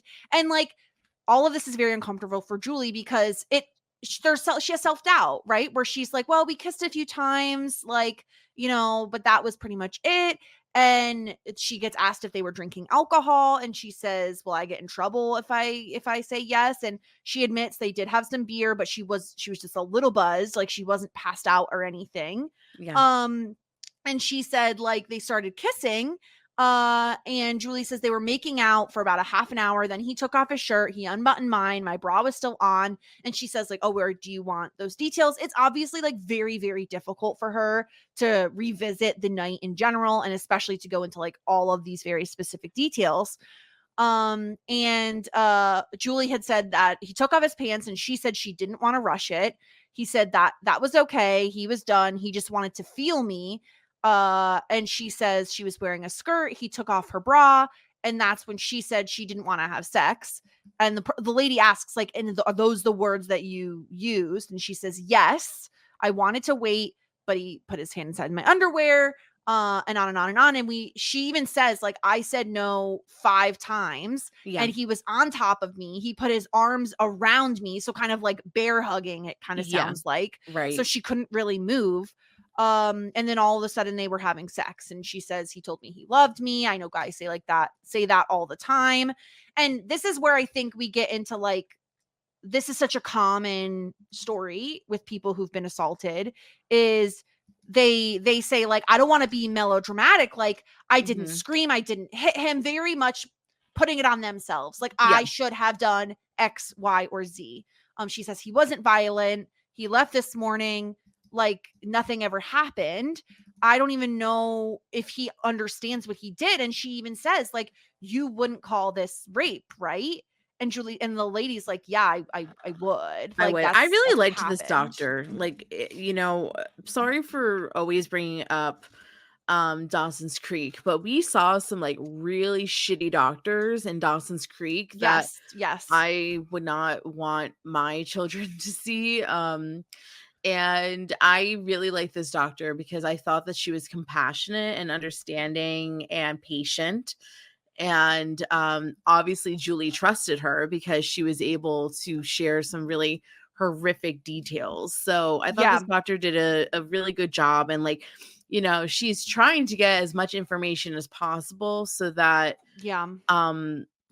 everything could be reported in a medical sense, which is kind of infuriating because after Julie goes through all of this horrific reciting and like memorizing, her and Felicity leave. Felicity was waiting for Julie, and they're stopped by some police officers who literally want her to go through the exact same thing over again, recite it all. And this police officer is a man, which like for some people that matters, and for some people it doesn't. Like, I do think that for Julie, it probably was easier for her to talk to a female doctor, but he doesn't seem like he has like the same like kid gloves patience, like the bedside manner sort of thing, as the doctor did, because like he seems like a little dismissive of her. So this is the thing that like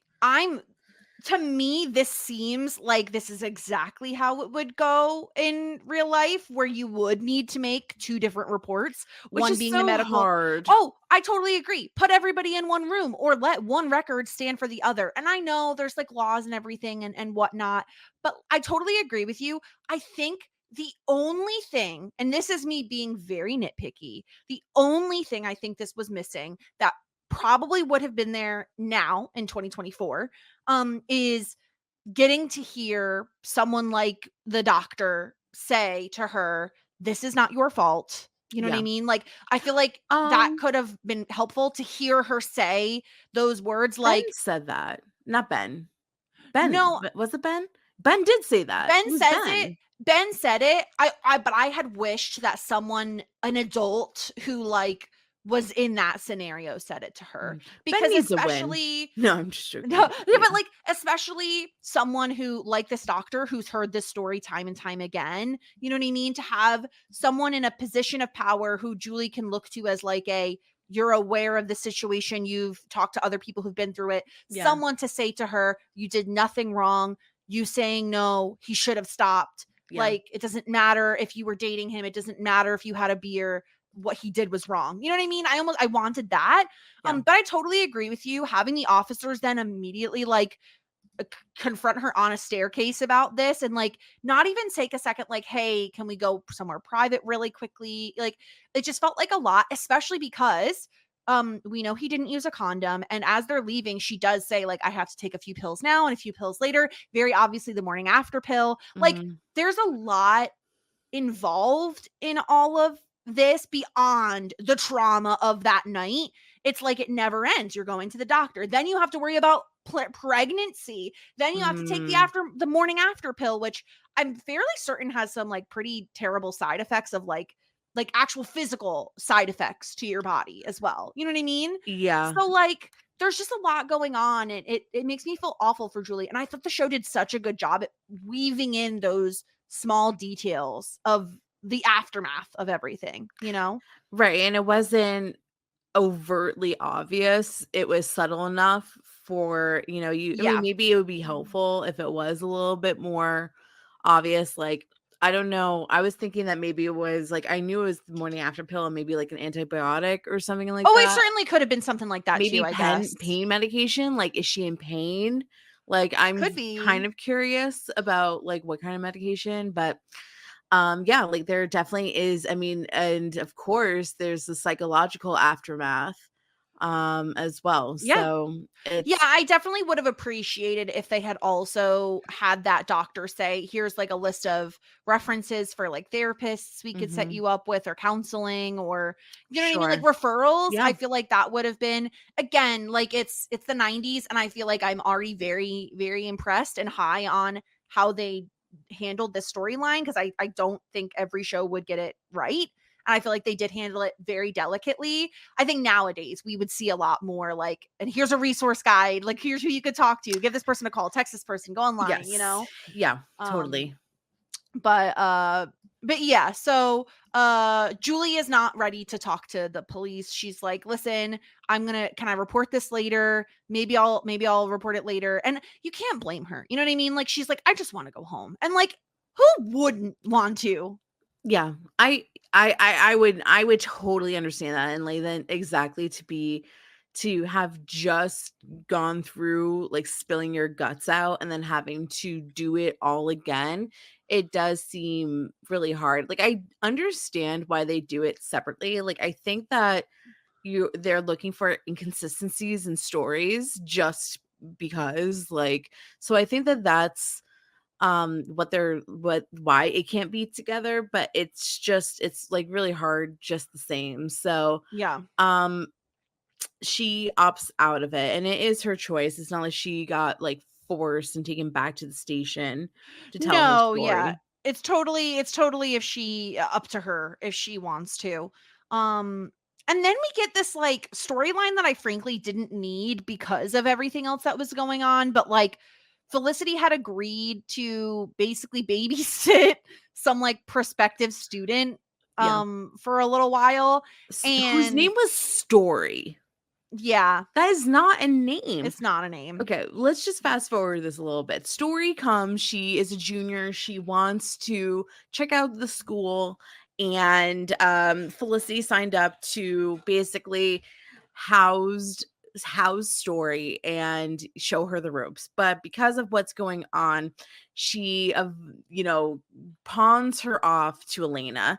Yes. So the juxtaposition of like a Story who is like kind of just like this young girl and like isn't that serious, versus Elena who's there for like just studying and going to school, and it was pretty humorous. The thing is, Story reads magazines and I guess Page Six and really wants to go clubbing and partying, but Elena does not want to go partying or clubbing, and it does not happen until she runs into Megan, and we have not seen Megan like anybody but Story.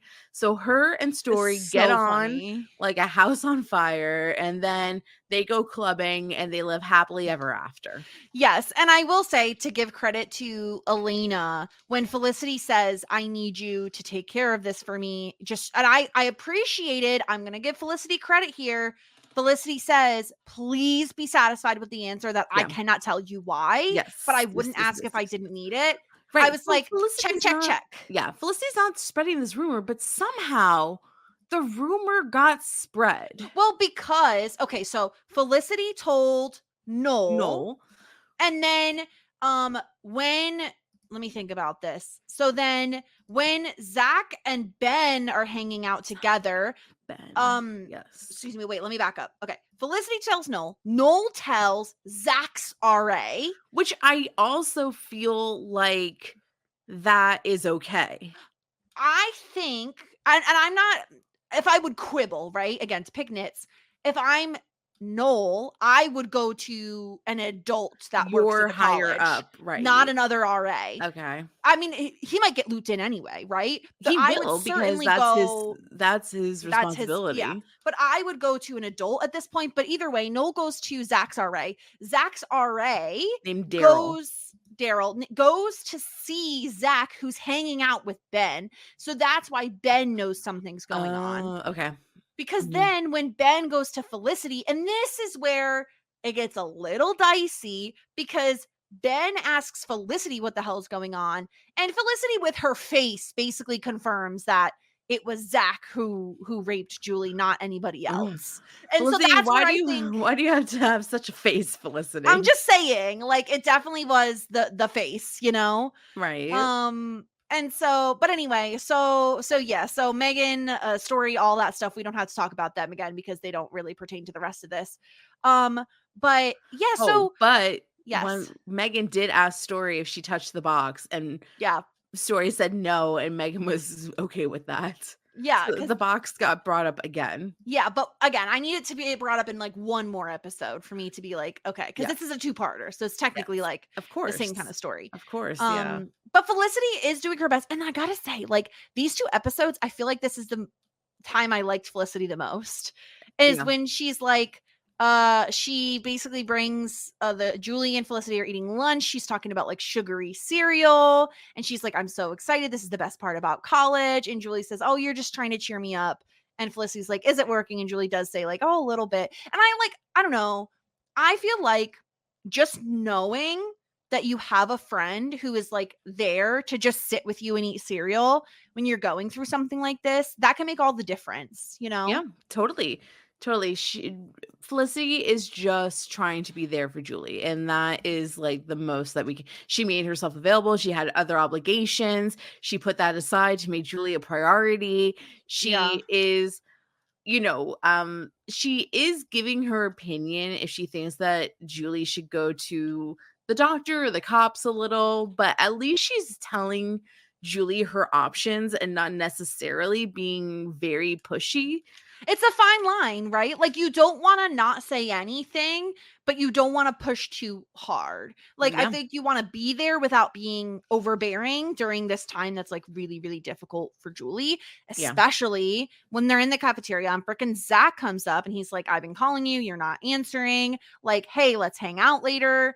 And Julie says like, oh, okay, yeah, sure. Like, poor Julie, like, doesn't know what to do in this situation, and she obviously is so uncomfortable, and like, and it must be such a head fuck, because in her mind he did something so awful to her and changed her life forever, let's be clear, and he has no idea. Like, he's just going on with it. I shouldn't say it like that. He's just going on with his life like nothing happened. And it is almost like gaslighting her into being like, am I imagining things? Like, did that really, that's how he's going to act to me now? Especially when she even sees him just having a normal, like, chatty, laughy conversation with Ben after that. You know, it's like he's acting as if nothing happened. Yeah, it's so difficult and traumatic to have somebody, once again, that you trusted, that you were developing feelings for, wrong you so deeply and then pretend that absolutely nothing happened. Your world is altered and he's pretending like it's another Tuesday. Yeah. And again, another check in the good column of what Felicity does. And I know we're focusing a lot on Felicity, but it's because we're following her, not Julie, like, throughout this whole episode. You know what I mean? Like, sure, yeah. Obviously, I feel like Julie is like insanely strong throughout this episode. Like, I don't know. She doesn't, I don't know how she holds things together, truly and honestly. But Felicity and Noel go to the university health office, which for me, check in the right column. That's exactly what I was saying. Go to someone who's in charge, who knows how to help. And so they're like, our friend, like, she's shutting off. We don't know what to do. And they said, and the woman, who I think gives really great advice, says, listen to her, believe her, and make her feel as safe as you can. Yep. That is perfect advice. Yeah. And Noel asks, like, what if she, like, decides to report it? Like, what's what are they gonna do? And the lady says, like, if they go to the police, it's a criminal case. But I was almost like, I wish he hadn't said this, but I guess it is a reality of the situation where, like, they say that sometimes the DA won't even take cases where, like, any sort of alcohol is involved because they're really hard to prosecute. Oh, that really sucks. It's like really, it's really awful, right? Because it makes it seem like just because you had even one sip of beer or alcohol or whatever, Yeah. suddenly he's allowed to just do whatever he wants, Yeah. like, that's so it's I don't wonder if know. that protocol or that mindset has changed over the years, or if It this has to is, have. I mean, I'm sure you would hope. there's still prejudice against it, you know what I mean? Right. Like, Yeah. but I would hope it's not the same. But then Felicity says, okay, well, what if she just goes to the university? And they say, like, she would have to file a complaint, write a description of what happened, get the evidence, hospital reports, police reports, blah, blah, blah, blah, blah. And then they ask about the, like, oh, what about testifying? It's like, it's all a lot. And it's It's a not even lot. just one thing. It's No.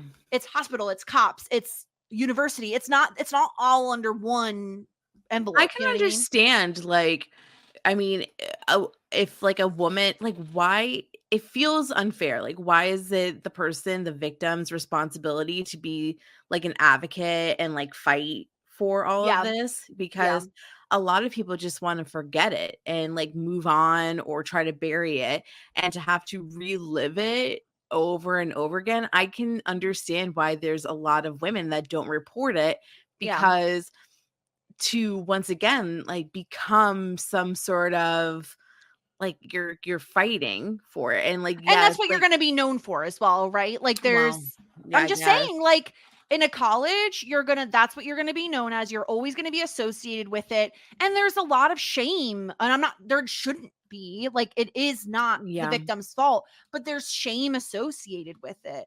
And I think, like, to then be told you have 1,000 hurdles to jump over, all of which are going to involve you having to revisit that event and that night. Over and over and over again. Yeah.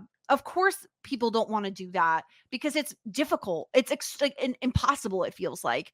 And I do love that the woman does say, like, if she has to testify, it's not going to be pleasant. But doing nothing is worse than that. And she says reporting is important, but even more important is that your friend talk to someone. Being raped affects our sense of trust and control, and almost 1/3 of rape victims contemplate suicide.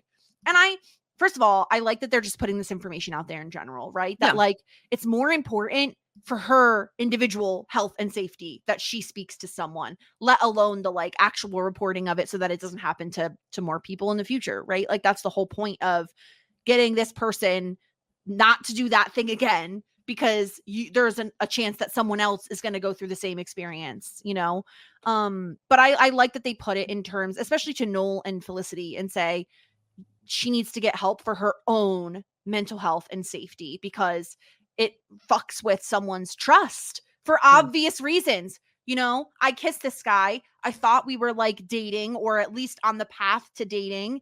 And then this happened to me. And what do I do from here? Right. And then we soon find out it wasn't the first incident. That so awful. So Felicity goes to Julie and she says, we went to the health services office just to get some questions. And she said, I didn't tell your name. I just wanted to find out what your options were. And so she gives her, like, all this paperwork. And I love this from Felicity. Like, again, 10 stars, 5 gold stars for Felicity for this. So, like, to know that Julie wouldn't have sought it out herself, and to know that she could get the information without revealing that it was Julie that it happens to, Right. and So all of that. it doesn't affect Julie's trust, and she doesn't have to be like, I didn't ask you to do this. Like, Yeah. it's a good touch to leave it anonymous, at least for now. Yeah. And Julie does say, like, I have to go to class, but maybe I'll give her a call later. And Felicity does bring up like, oh, you said that to the police too, and I do think you should like do something, but Julie like kind of blows her off, which again, at least Felicity is trying. She's really riding that line of like trying to help her without being too forceful with it, you know? Yeah, absolutely. So we're back at Ben's apartment, and the reason I'm laughing is because Sean is so ridiculous. He's a genius. I don't know what to say. Like, he's a literal genius. He has vending machines. Yes, of course. He's going to put them in locations like maternity ward waiting rooms, restaurants, and it's a disposal camera company. Like, he has vending machines that have disposal cameras. This is genius for the 90s. Yes. Well, even now, I mean, like, it's pretty trendy. Everyone has a phone, and no one would want this. I would say that this is probably the best invention so far. It's not really an invention, though. It's just an idea. Well, I don't know how he has like 4 or 5 of these vending machines hanging out in the living room. And to me, this very much felt like Kodak product placement. Probably. Do you think that he goes to Storage Wars and like auctions for storage facilities? Even though Storage Wars is fake, which I hate to tell you, because when I found out, I was devastated. What do you mean? It's definitely fake. How do you know? I read it online somewhere. Oh, believe everything you read on the internet. Sure. Believe everything you see on TV. In what regard is Storage Wars fake? Like, they know what's in there, and they like, you know what I mean? Because the whole point is that it's supposed to be, you're supposed to go to a storage thing, get like 5 seconds to view it from the outside, not know what's in it, and possibly get a good little treasure in there. No, they know what's in there. It's all fake, phony. So anyway, so Sean's a genius. He has the disposal camera company. Zach and Ben are like hanging out, and that's when Daryl comes, who's Zach's RA, and he says, "What happened on Friday night? I heard something about you and a girl." And he's like, "Yeah, I went out with a girl. What about it?" And he's like, "Did you rape her?" Oh no, I guess like this is like bad protocol. That's what I'm saying. This is where I feel like it's bad, because Noel went to Daryl.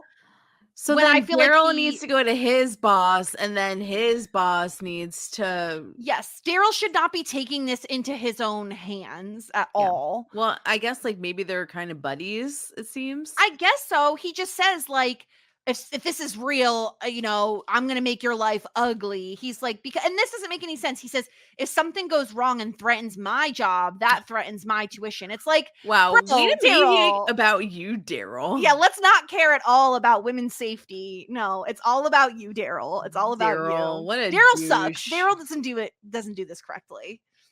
And so Zach is like very thrown off. And this is where I got upset, because I feel like this was actively dangerous for Julie to have Zach find out in this way without Julie knowing he knows. Because what does he do? He confronts her in a location that is somewhat public, but private enough that no one else is in there. It was dangerous. There was machinery, and they were alone. They were alone, yes. And he, at one point, because he comes in, he's like, hey, I just had like a really weird conversation. Did you accuse me of raping you? What's that about? And Julie just doesn't know how to respond. She's just like, I don't know.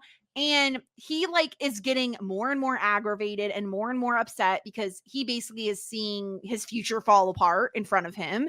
And he like grabs her by the arm. And I was like, this is so dangerous. Again, like, you don't know what this man is capable of. And so for him to find this out, I was really scared for Julie in this moment, because she's stuck and alone in a room with this man who's raped her, you know? Yes. Yeah, it was really terrifying. I was extremely terrified for Julie. Yeah. And luckily she gets out of there. She's just like, can you let go of my arm? And Zach the whole time is just like, you kissed me at the bar. Like there were very heavy signals. Like we were having a good time. I didn't attack you, on and on and on with the nonsense. And so, yeah, it's like, I don't know. That was the problem I had. That's where I had issues. I was like, I felt like it was a mistake. And so I guess it's not Felicity's fault, really. I felt like Noel is the one who kind of broke protocol, in my opinion. No, I don't think it is. Well, he's the one who told Daryl. Yeah, I guess so. But Daryl's the one who fucked up. Yes. Truly. Yes. He shouldn't have confronted Zach by himself. I agree with that. Yeah. So then Julie goes back to Felicity and is like, who did you tell? And she's upset because, well, honestly, she should be, because she just was in danger.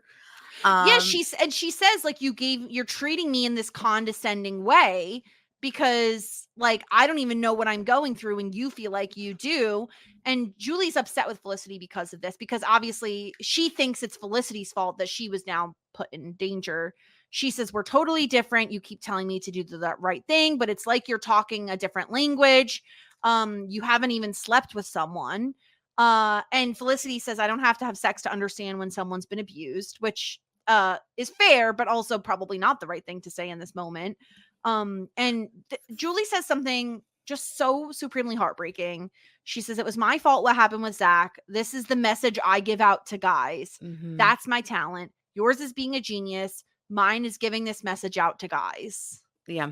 Well, we can see what Julie thinks of herself, and she doesn't have very strong self-confidence, and I think that she just blames herself, which is it's not a correct perspective, but if somebody's experienced this multiple times, like, I can see where the line of thinking is, and it's extremely unfortunate. And once again, I just I always advocate for therapy. But I think that it would be extremely helpful, because I think that I just think that I think that she just has this mindset about herself that is just, like, not correct. Well, yeah, she even says, like, it's so tragic because she says, like, I thought college I was going to get to start over. Like, I thought that I could just be different and that this wouldn't happen again. But obviously I was wrong. And it's so sad to me that this would happen to her, like, in high school or whenever. And her thinking, now that it's happened a second time, all she wanted was, like, a boyfriend or, like, someone she could hang out with. She didn't ask for all of this. And so then it happens to her again, and she thinks it must just be me. And that's so tragic when a guy can make you feel like it is your fault that this has happened to you now. Absolutely not. Like, anybody out there who needs to hear it, is never your fault. Right. Someone takes advantage of you. It is not your fault. There's nothing you could have done. I don't care if you scream, beg, anything like that. It doesn't matter. No should be enough. Even beyond that, right? Like, if anybody watched Sex Education season 4, I'm pretty sure it was I think that was where I saw it.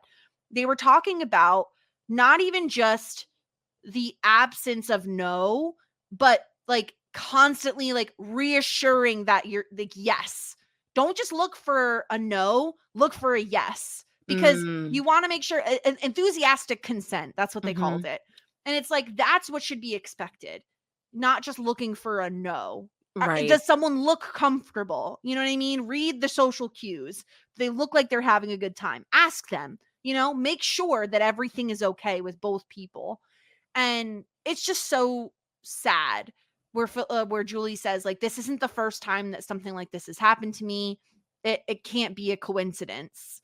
And Julie just says, I'm not going to report it. I'm not the cool girl from the crisis center. I'm not you. And Felicity says she's not going to sit here and watch her do nothing. Julie's, like, pissed off that she told Noel. She says, I don't know why I ever thought you would understand. And she runs out. I feel bad. I feel bad for Julie. Like, you can blame her, she's so upset. Like, her life was, like, literally in danger for all she knew the last few minutes. So I feel like any reaction she has is valid. Yeah, I do too. I mean, like, it stinks that it goes on to Felicity, who is really just trying to help her. And as much of a butt chinger, what is the word again? Oh, Bazinski. I almost said As butt liquor. as much of a Bazinski Bazinski, she yeah. is, she truly, truly, truly was just trying to do what's best. And it's a shame that it comes back onto her. But Yeah. um we we'll get back to that because I feel like, I don't know, their relationship is really weird. Yeah. Yeah. Um so Felicity immediately barges into Noel's room and asks if he told Zach's RA, and he says yes. And he's like, my job is advising residents. Like, I need to let him know about this. And Felicity says, well, Daryl went to Zach, and then Zach freaked out at Julie, and now Julie is upset with me.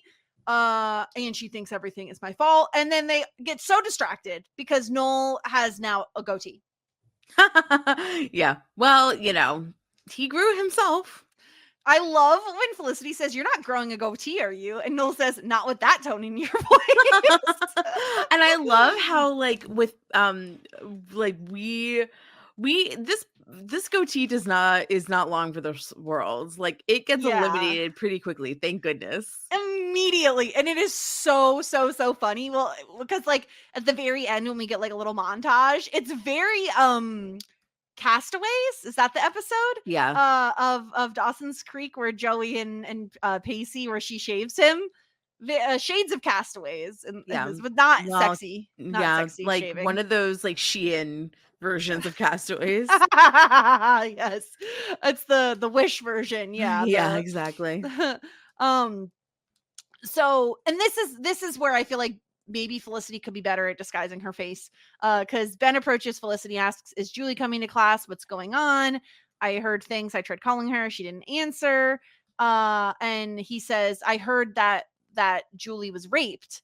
And you have to think that, okay, well, Daryl told Zach, and now it's out. Now the cat's out of the I bag. hate that. I really, really hate that this rumor, it is true, but this private business of Julie is all around the school now. Yep, That's because she can't escape it anywhere now. yeah, that's horrible. And so he says, "Oh, does Zach know? I should talk to him." And Felicity's face immediately gives it away that it is Zach, because Ben goes, "Oh, it wasn't Zach, was it?" Yeah. And she like doesn't move. And so Ben, of course, immediately goes to the cafeteria and is like, tells Zach, like, "Tell me what happened." Yeah, it starts punching him. It's like, okay, Yeah. like now this is really a thing. Yeah, like there a big scene in the cafeteria. The trays are flying, food's going everywhere. And this is Zach says, "Oh, she wanted to. She was psyched. You know what she's like. You were with her." And Ben says, "We didn't sleep together. She didn't want to." Yeah. And so they get into this big fight, and Zach yells, "Stop it, stop it." And so Ben does, and he said, and I was like, "Oh shit, bitch, burn." When he says, "You see the difference is when you said stop, I did." Yeah. And I was like, "Yes, punch him again, Ben." Well, he didn't because he said stop. No, but he didn't. yeah. But oh wait, is this? Hold on, I got to look at our predictions. Ben throw. Oh no, this is a specific Ben and Noel fight, not. Oh well. Because I had Ben throws the first punch at Noel, but no, it was Well, at least we know that Ben is a puncher. He is a puncher. We have a puncher, people. Very exciting. And so yeah, so he leaves, and then we got all the drama with Story, which no one cares about. Yeah, we did. Been there, done that. Yeah, yep. And so yeah, so then this is when Ben has a conversation with Julie, where Julie's like playing her little guitar, and he comes in. He says, like, "I didn't want to come and preach to you, like, I'm sure you've been getting that a lot." And he talks about, and this is why these two episodes are honestly so good, because yes, it's about Julie and what she's going through and the sexual assault and all of that, but it also gives us a lot of backstory on a few different characters. Yeah, it like every single person gets their beat, which I really like. Yes, and he talks, we already knew a little bit about Ben's dad, but we hear more about him, about how he his dad liked to watch him at baseball games and everything like that, but he didn't go to everything. He just didn't show up. He'd get angry, And he says, it took me a really long time to realize that he was an alcoholic. He'd throw things, he'd hit things, he hit us. And he says he spent his entire life trying to figure out what he did to make his dad that way. What mistake did he make that would like cause his dad to be that way? And he said, and now all of a sudden I have like all this distance from all of that. And now I could see that it wasn't me at all. I'm not the reason he'd drink. I'm not the reason he'd get mad and hurt me and hurt my mom. It was him. And he says, I just wanted to tell you that.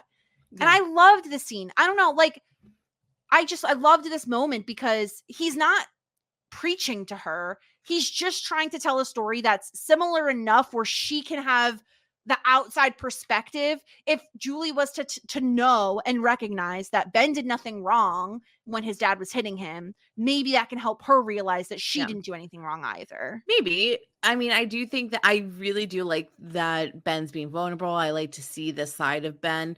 I also think that it wouldn't be surprising if this did not resonate with Julie, because I don't know. Like, I think that there's a bit of a difference in a person's head about, it's not like a 1-to-1. You know what I mean? No, it's not. It's not. But it's at least something. It's something. Hopefully. Yeah, exactly. Hopefully. I'm not quite sure, but like, I mean, we do see her go to the health office. So yeah, it so seems then maybe like it did help her. But it's just like, you know, she's like, I don't know. Hopefully it did resonate with her, but I wouldn't be surprised if it was harder to compare, because like, you know, like, of course, like if you see a child, like a child doesn't deserve to get hit, you know what I mean? Yeah, like it's a different situation, but at the same point in time, I think like the overall messaging is the same, which is like, you're a victim. Victims don't deserve any of this. Like, you did nothing to, you know, to incite this on yourself. And we get a little bit of a resolution because, like we said, like Julie goes to the health office. We see Zach get pulled out of class by like someone who works at the school, which is, you know, great. And then we and so then like more Felicity and story stuff that no one cares about. But I love getting Noel's face shaved and having Story be like, I like your goatee. Yeah, I guess like my only thing is that the last part of this episode is kind of like a Zach redemption. Oh, I hated that. Oh, before we get to that though, I just need to say I was so happy to see the return of the I can't believe it's not butter.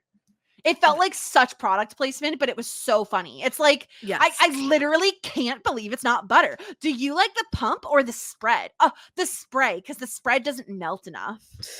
It was a very funny conversation. Like, thank goodness that Story and Megan found each other. I hope that they're still friends to this day. It was so stupid and funny. I loved it.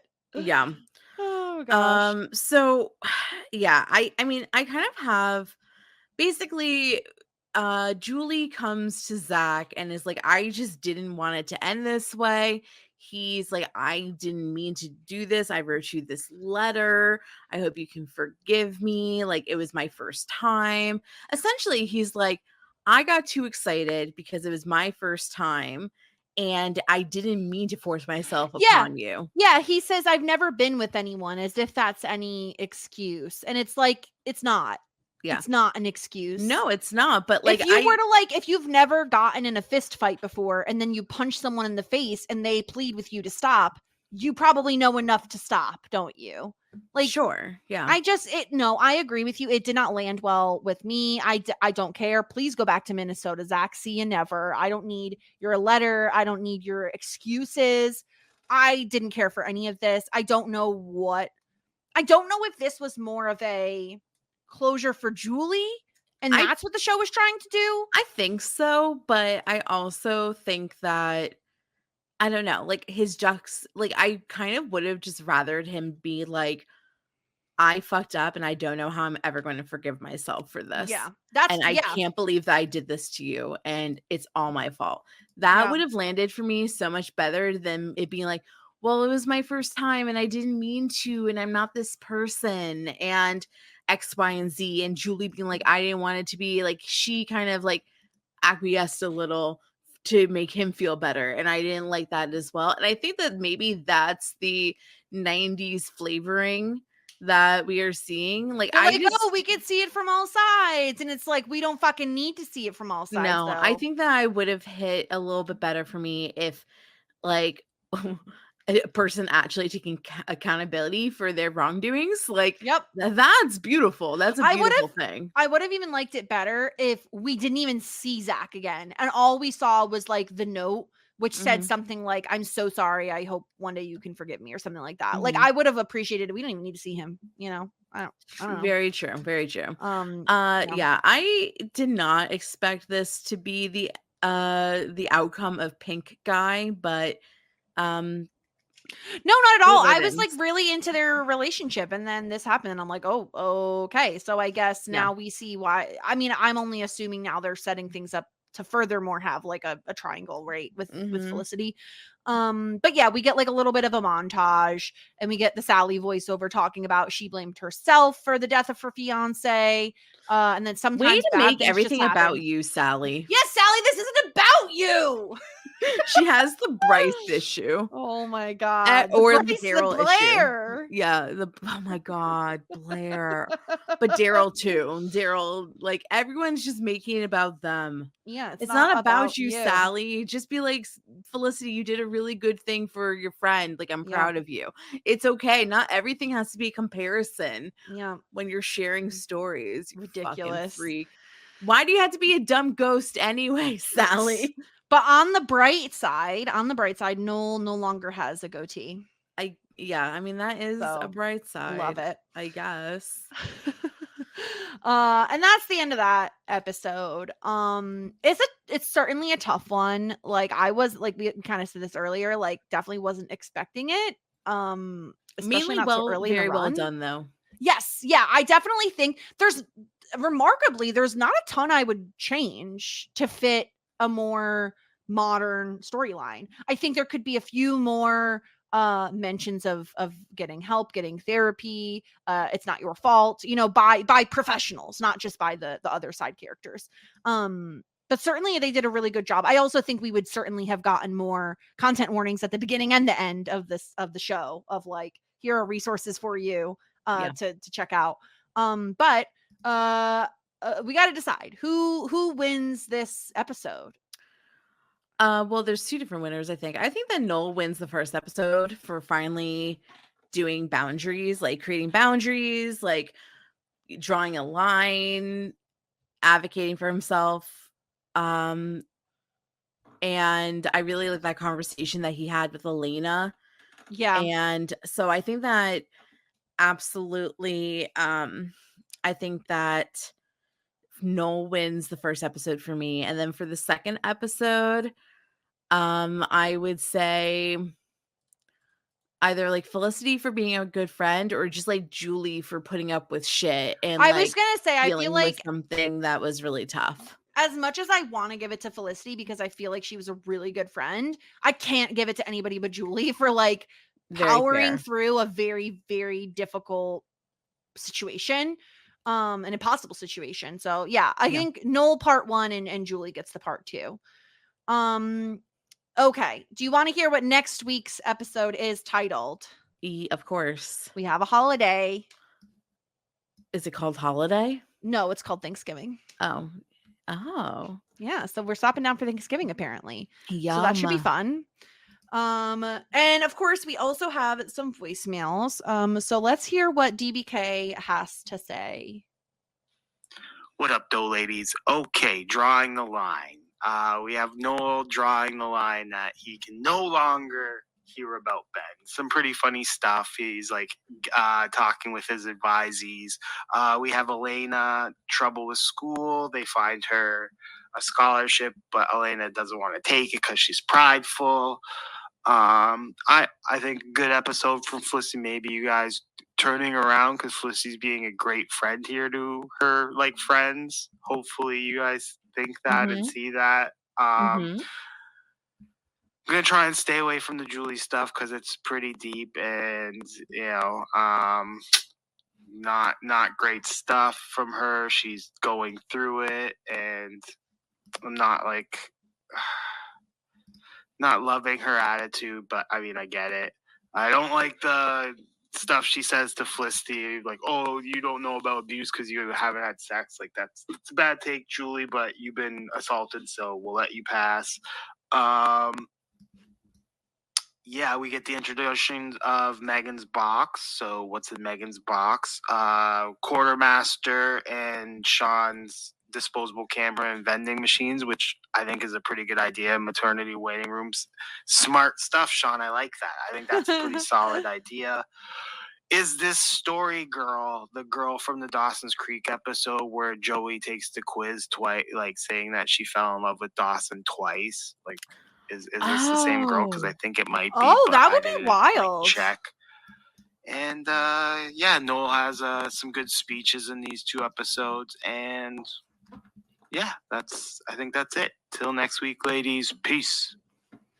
I love DBK mentioning the box without saying if we'll ever find out what's in the box. Oh, I don't know. He said the start of the box. I feel like it's gonna come back, and if it comes back, you know what that means. I'm yeah. saying we're gonna get an answer. That means that Sarah's getting a new purse. There you go. We have a second voicemail from DBK, so I wonder if he watched the part 1 and then the part 2 and then sent in a second voicemail. Let's see what he has to say. All right, what up, though, ladies? Empire Records. I'm pretty excited. Oh, I think it's about a podcast we're doing later, so never mind. Wow. I wish I could label these. On Doing this a thing. ripcord. I don't know. I pulled it. I pulled the ripcord. Well, maybe you just listened to the voicemails before. No, that one was about Empire Records, which we haven't covered yet. No, I know. Okay, whatever. Who cares? Oh, listen. No, I like to be surprised on the podcast, Sarah. I have to give my genuine reaction. Okay. So, All right. Anyway. Maybe we need a third party to do it. Do we need an assistant? Do we need an assistant? Ooh, that would be fun. Never had an assistant before. An intern? An intern. Love an intern. Yeah. But Unpaid yeah, internship. Those are our 2 episodes. Again, I thought, I don't think we said this a ton, but like I really did value these 2 episodes. I don't want to say I liked them because that feels cruel. But I did value these 2 episodes, and I thought they were really interesting. And honestly, I'm interested to see the repercussions of these episodes in the future. Because obviously I feel like, I don't know. I feel like it might have been slightly more effective if we knew Julie ever so slightly more. Like, I just feel like I don't know a ton about Julie beyond like she's looking for her like birth mother, right? That's why she came to school in New York. Mm-hmm. But I really hope now they put in more time and effort for us to get to know Julie a bit more. Yeah, that would be phenomenal. Yeah. Well, that's all we have for this week for Felicity. We're covering Thanksgiving next week. If you haven't heard, you've somehow avoided this information, we are starting a Buffy the Vampire Slayer watch. So if you want to join us for that, which we would absolutely love and appreciate, we record on Mondays. We release the podcast on Thursdays. So if you want to send in feedback, shit90spod@gmail.com, shit90spod.com, shit90spod at Twitter and Instagram. You know the ways to find us. Send us in your feedback. Please do not spoil us. We both have never seen the show, so we don't know anything. Well, Sarah knows maybe like 1 or 2 things. I know less. I know there's a guy named Angel. That's what I know. And we put out a little teaser podcast about it. So check that out. Our first podcast will drop in just a couple of days here. So yeah, I think that's it. And we, of course, we have Jam in January. So we're going to have some musical movies to talk about, or movies that talk about music. Yeah. Rather. Yeah. Yep. Empire Records first. So yes, keep your eyes peeled for that. It should come out in the next week or so. Yeah. I think that's everything. That's Is it. that everything? That's it. Yeah. That's catch us on Shit 90s Pod. Follow us on Twitter. Blah, blah, blah. There you go. That's, you know where to find us. Mm-hmm. Thank you all for listening. Take care of yourselves. I know this is a bit of a darker pair of episodes, but take care of yourselves, everybody. Have a good one. Bye. Just ask. Shit 90 shows taught me. Shit 90 Shows Taught Me was not filmed before a live studio audience.